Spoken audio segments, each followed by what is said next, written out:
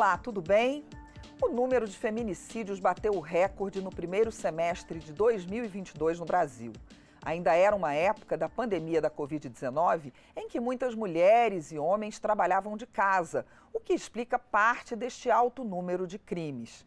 Por outro lado, de acordo com dados do então Ministério da Mulher, o governo Bolsonaro cortou em 2021 90% da verba de combate à violência contra a mulher em relação ao ano anterior. O dinheiro destinado ao Ministério da Mulher, Família e dos Direitos Humanos para a proteção das mulheres caiu de 100 milhões em 2020 para 30 milhões em 2021. No ano passado, sobraram apenas 9 milhões, de acordo com dados da própria pasta. Eu sou Mariana Monteiro e recebo aqui no Elas Pautam as deputadas delegada Catarina, do PSD de Sergipe, e delegada Ione, do Avante de Minas Gerais. As duas têm projetos para reduzir a violência contra a mulher no Brasil. Olá, deputadas, como vão? É um prazer tê-las aqui no Elas Pautam hoje. Eu queria começar com a deputada Catarina. E a questão do feminicídio, nem todo mundo entende exatamente o que é feminicídio. Não é apenas o crime de assassinato contra uma mulher. A senhora pode explicar para o público em geral o que define o feminicídio? É a questão do gênero. É quando esse crime, não é? Esse crime contra a vida é praticado pelo fato de ser mulher, pelo fato da dominação masculina, do sistema patriarcal, não é, que coloca a mulher sempre numa posição de coisa, de objeto, de ser dependente. Então, todas as vezes que o crime contra a vida estiver relacionado a isso, é considerado feminicídio. Isso mesmo, essa é a diferença. Deputada delegada Ione, a senhora apresentou um projeto em relação à violência contra a mulher em locais públicos. O que ele diz exatamente? Exatamente, Mariana. O que ocorre? Tendo em vista, né, aquele caso do Daniel Alves, que deu uma repercussão internacional, e a gente percebe que ali se chegou à investigação com muita propriedade em razão de já ter um protocolo. O país já tem um protocolo nesse sentido. Bom, diante disso, a gente percebe que o Brasil é um dos países que mais mata a mulher. Nós acabamos de ver aí os altos índices dos feminicídios. É extremamente importante ter esse protocolo aqui no Brasil, porque a partir do momento que existe esse protocolo e que esse protocolo ele é obrigatório e necessariamente as pessoas que estão ali gerindo o evento, seja público, seja ele privado, tem que seguir, ou seja, essa mulher ela vai ser acolhida e tem um passo a passo a ser seguido. Isso é extremamente importante. E entre o passo a passo também tem a obrigatoriedade dessas pessoas que compõem ali esses estabelecimentos também estarem preparadas. Elas, né, ter tido um preparo para atender essa mulher nessa condição de violência. A gente percebe no caso do Daniel Alves que ela ficou sem saber o que fazer. Ela foi acolhida, todos os procedimentos foram ali, né, de certa forma, seguidos com muita propriedade e nós conseguimos ali, né, eu como delegada posso falar, ter a investigação, o sucesso da investigação foi muito grande em razão desse protocolo. Quer dizer que já existe no exterior e que já aqui não existe ainda. Não temos. Qual seria o primeiro passo? O primeiro passo é nós termos uma lei, né? E exatamente essa lei é a lei 366 de 2023, que nós tivemos, né, graças a Deus, a honra e a bênção de poder protocolar nesse primeiro mandato. Um projeto de lei, né? Um projeto de lei, exatamente, perdão, um projeto de lei, e ela é exatamente nesse sentido. É nos estabelecimentos em âmbito privado e também não podemos de pensar nos estabelecimentos públicos, em que a mulher também, porque muitos, por exemplo, o carnaval ocorre onde? Né? No público. Então ali, se essa mulher ela sofrer na rua mesmo, exatamente. Então, e ele sempre tem alguém gerindo, seja no âmbito público, ou seja, tem um pessoal, os servidores, enfim, gerindo aquilo ali, como no âmbito privado. E num país como o nosso, que é considerado o terceiro país que mais mata a mulher, um dos países que mais tem importunação sexual, mais violência sexual, não poderia deixar de ter um protocolo como esse. Então, é extremamente importante. Inclusive, os estabelecimentos privados que colocarem esse protocolo, ele vai ter também um selo em que vai dar mais credibilidade a esse estabelecimento. E caso ele descumpra, ele vai perder esse selo. E lá está estabelecido. A mulher já vai procurar mais aquele lugar, porque se sente mais segura, porque ali tem o selo. Então, isso é incentivo mesmo para os estabelecimentos seguirem esse protocolo. E também é obrigatório ter nas paredes também incentivos, fomentando para que essa mulher realmente vá até uma pessoa mais próxima, que tem alguém ali, talvez não tenha um policial, mas uma pessoa que está ali responsável pelo estabelecimento ou está até mesmo servindo, ela possa colocar essa situação para aquela pessoa e essa pessoa sabe o que fazer. Muitas vezes a mulher não sabe. Tem uma coisa muito interessante, um amigo colocou na internet que num bar de Pernambuco, eles colocam na parede um papel com o nome de um drink. Quando a mulher não se sentir segura com aquele homem com quem ela marcou, por exemplo, pela internet, né, por esses aplicativos, quando ela não se sentir segura, ela vai e pede o nome do drink. E com o nome desse drink, o pessoal do bar já vai chamar, por exemplo, um Uber para ela ir embora. Eu achei interessante. Perfeito, quer dizer, é um código. Um código, olha que bacana, o bar, ele já colocou esse código, então ela já sabe, ali já está inserido, ela já vai colocar, e aí ele já vai estar também preparado para o que fazer. Por isso que é importante a gente preparar essas pessoas, e são muitos casos. Eu tive um caso na delegacia em que uma pessoa estava conversando com a outra moça, um casal, e o dono do estabelecimento viu ele colocar uma pílula, uma situação, uma droga mesmo, e a mulher não viu.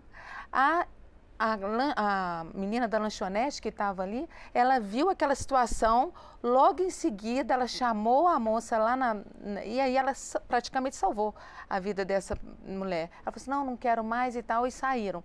Não chegou a chamar a polícia, mas depois eles foram até a delegacia e ali a gente orientou, nós fizemos um boletim de ocorrência.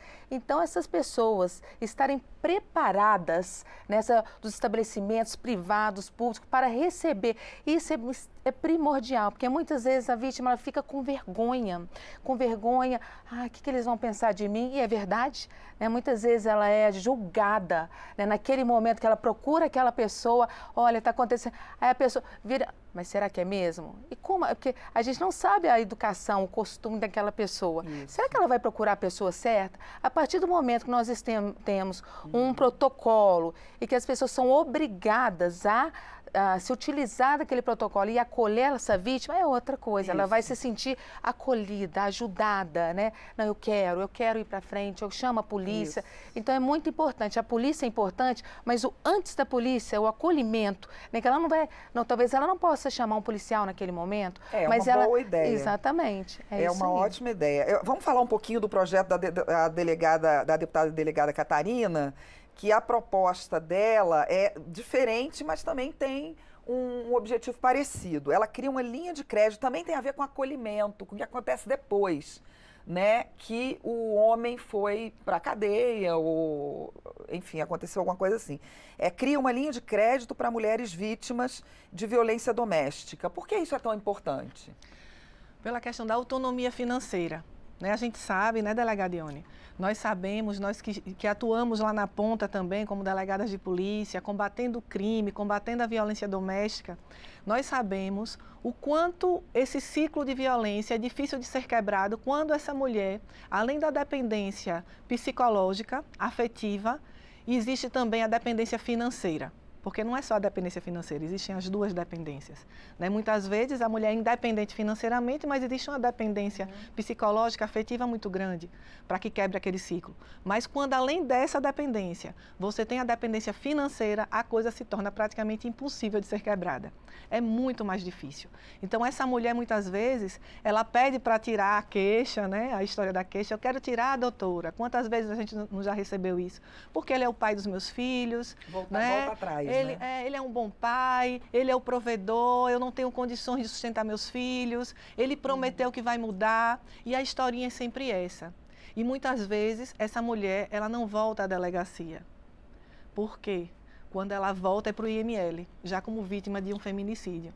Porque ela não teve oportunidade de ter a sua independência. Muitas vezes é uma mulher inteligente, é uma mulher preparada, é uma mulher que quer empreender, mas não tem condições para isso. Então, essa linha de crédito, ela visa justamente isso, dar autonomia financeira a essa mulher. Ela muda, ela mexe um pouco no Pronamp, que é uma linha de crédito para micro e pequenas empresas, e traz uma linha de crédito diferenciada para as mulheres vítimas de violência doméstica, onde ela vai ter juros muito mais baixos e uma carência para começar a pagar. Em linhas gerais, o projeto seria esse. Ela tem que apresentar algum projeto, enfim, do que ela vai empreender? Sim, isso tudo vai ser discutido, não é ainda, mas com certeza ela terá que apresentar, né, o projeto da empresa, do que ela quer, onde é que ela vai empreender. E aí a gente cria toda uma rede. Né? Porque muitas vezes a mulher também ela quer empreender e ela não sabe como, nem como começar. Né? A parte financeira é importante, importantíssima, mas ela precisa também se capacitar. Quando ela não tem essa capacitação, existem já outros mecanismos para capacitar essa mulher. Né? No meu estado, nós temos, no estado de Sergipe, né, tanto o governo do estado, como os municípios maiores, como Aracaju, a capital, né, que eu fui vice-prefeita até bem pouco tempo atrás. Então, existem planos, existem projetos para que essa mulher ela possa se capacitar, ela querendo. Né? E aí vem a segunda parte, que é a questão financeira. Bom, eu me capacitei, eu sei o que eu quero empreender. Eu quero colocar um salão de beleza, eu quero colocar uma boutique, eu quero vender roupa, eu quero montar um restaurante, eu quero colocar uma linha de transporte escolar, sei lá, alguma coisa do tipo. Né? Hoje eu já sou capacitada para isso, mas cadê o financeiro? Então é onde entra a linha de crédito. Certo, muito interessante. Eu queria perguntar para a senhora também, em relação ao feminicídio em si, no ano de 2021, 699 mulheres foram vítimas desse crime, o que dá uma média de 4 mortes por dia, de acordo com o Fórum Brasileiro de Segurança Pública. É um número muito grande, né? A senhora acha que isso se dá, em boa parte, por causa do machismo intrínseco que existe na sociedade brasileira ainda? Ah, com certeza. Né? A Delegadia ONI também tem muita experiência com relação a isso. E isso é uma realidade no nosso país. Nós somos, né, como já foi dito aqui, o terceiro país em matéria de feminicídio. Isso é um absurdo.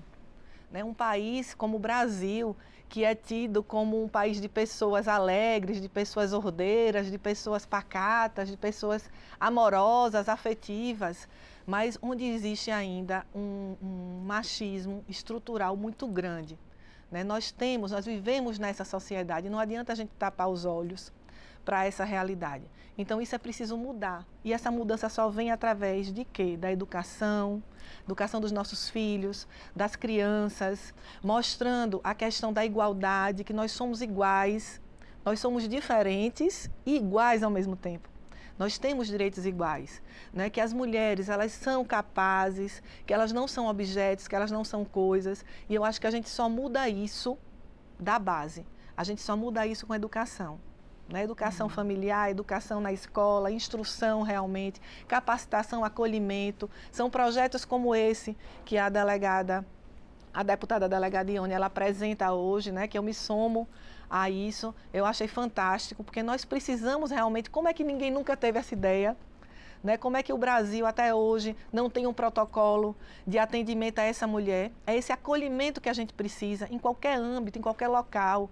Não é? Nós somos vítimas de... Qual foi a mulher eu não sei, eu não conheço nenhuma mulher que não tenha sido vítima de algum tipo de importunação sexual, de algum tipo de brincadeirinha, de gracinha, em qualquer nível, do mais baixo ao mais alto. Eu não conheço nenhuma mulher que nunca tenha sido vítima de um tipo de importunação, né? Porque isso faz parte, é como se tivesse enraizado na sociedade, mas isso não tem que ser uma realidade. Nós temos que mudar essa realidade. E projetos como esse, da linha de crédito, que quebra esse ciclo de violência, projetos como o da delegada Ione, né, eles quebram isso.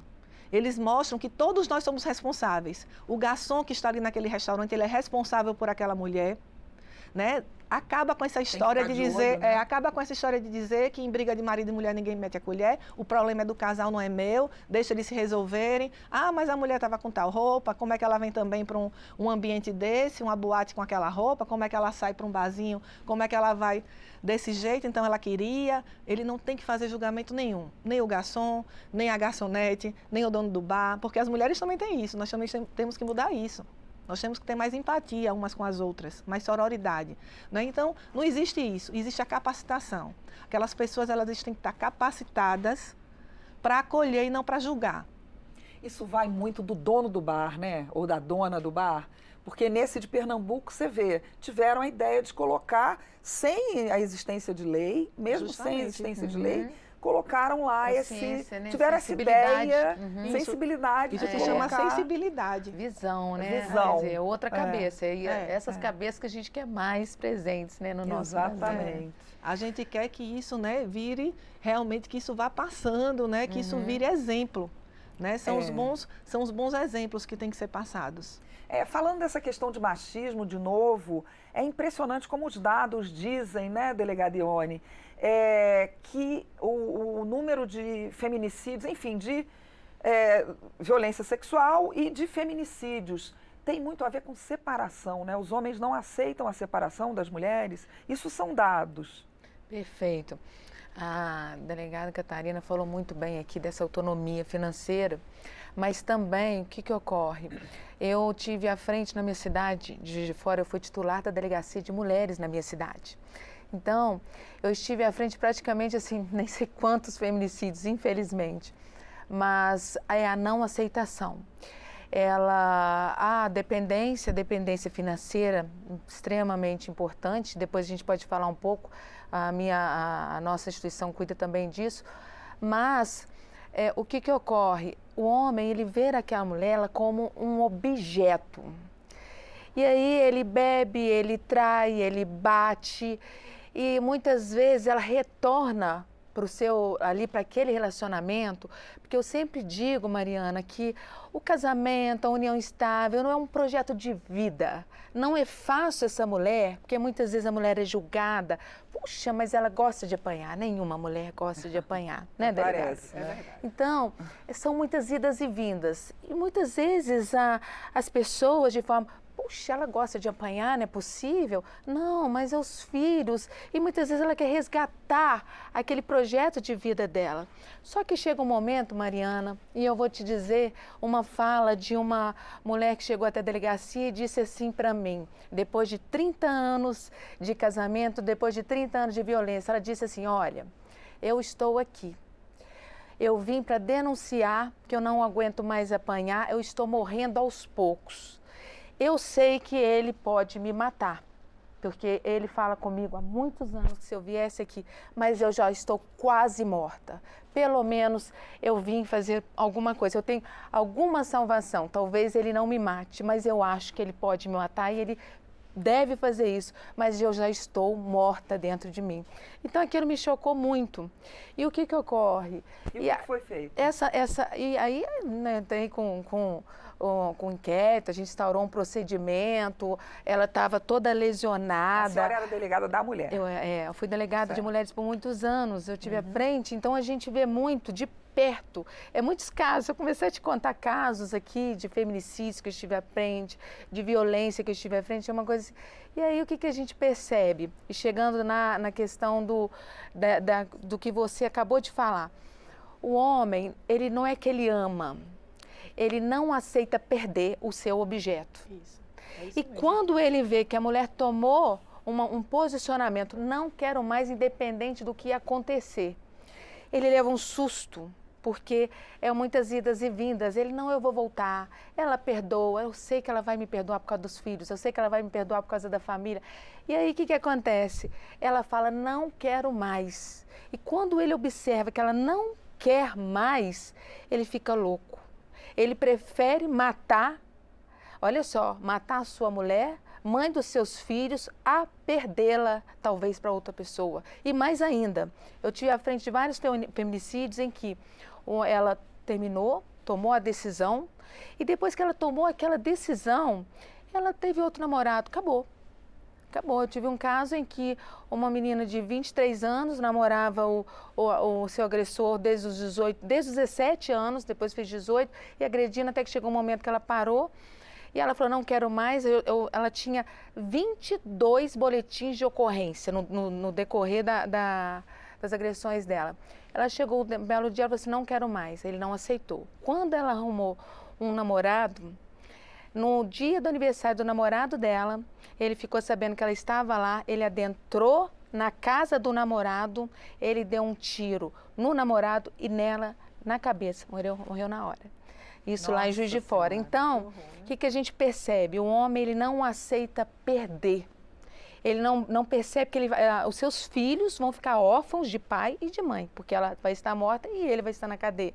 Mas ele não aceita perder. Quais são as histórias que mais chocaram a senhora e onde foi difícil resolver? Eu tenho mais de 20 anos de polícia, né, e desses eu fui 8 anos delegada-geral da minha instituição. Então, como chefe da instituição lá em Sergipe, nós tivemos que tomar muitas atitudes e de acompanhar muitas investigações, inclusive de feminicídios, né, onde praticamente as histórias elas se repetem muito. Não é? História de um marido que a menina, ele subjugava ela de uma forma. Existe um seriado, né, chamado Maid. E eu me lembrei muito quando assisti esse seriado desse caso especificamente. Excelente. Né, que esse cidadão, esse homem agressor, ele subjuga essa moça, na realidade, né, o caso real lá de Sergipe, de uma forma que nem o celular dela, ela tinha direito nem ao celular. Então ele deixa ela totalmente dependente dele, como acontece no seriado, mesma coisa. Só que no seriado a personagem teve mais sucesso do que a vítima, né, do meu caso. Porque ele simplesmente simulou um assalto dentro de casa, como se alguém tivesse adentrado na casa, e deu com um porrete, né, na cabeça, né, no crânio da menina, esmagou o crânio dela com essa pancada. E alegou que tinha sido um assalto, que tinha invadido a casa e que acordaram, e ele também se machucou, e ele se autolesionou para dizer que tinha sido machucado, mas a nossa perícia conseguiu comprovar que ninguém tinha entrado na casa, e aí toda a investigação vai rolando, né? E aí se descobre que foi ele o autor desse feminicídio, e aí vem todo o histórico. Né, porque ela vivia muito calada, trancada, e aí você vai buscar através das mensagens, através dos amigos, através de tudo, todo aquele histórico ali. Então, assim, é uma repetição. Se a gente ficar aqui falando, vai ser um caso, é muito parecido com o outro. Uhum. Né? Eu, como delegada-geral, a gente conseguiu lá em Sergipe, né, implantar o plantão de gênero, delegadione, porque a gente não tinha. Então, aos finais de semana e nos feriados, que é quando mais acontece esse tipo de violência contra a mulher, que é quando o homem ele sai, ele bebe, ele volta para casa, ele é onde a coisa se potencializa, nós não tínhamos um plantão especializado para a mulher, nem para os grupos vulneráveis, né? O grupo LGBTQIA+, a criança vítima, o idoso, nós não tínhamos. Então, tudo era levado para a delegacia plantonista. E uma delegacia plantonista comum é como se fosse um hospital de urgência. Se você chega machucado no hospital de urgência, o médico ele vai ter tempo de costurar você, ele não vai ter tempo de fazer uma plástica. Né? A mesma coisa que acontece numa delegacia plantonista. Você atende, mas você não tem como, diante da demanda e dos casos que chegam, dar um atendimento totalmente especializado para aquela mulher. Então, nós, né, fomos um dos primeiros estados no país a ter esse plantão voltado para a mulher vítima de violência e outros grupos vulneráveis também, aos finais de semana, à noite, feriados.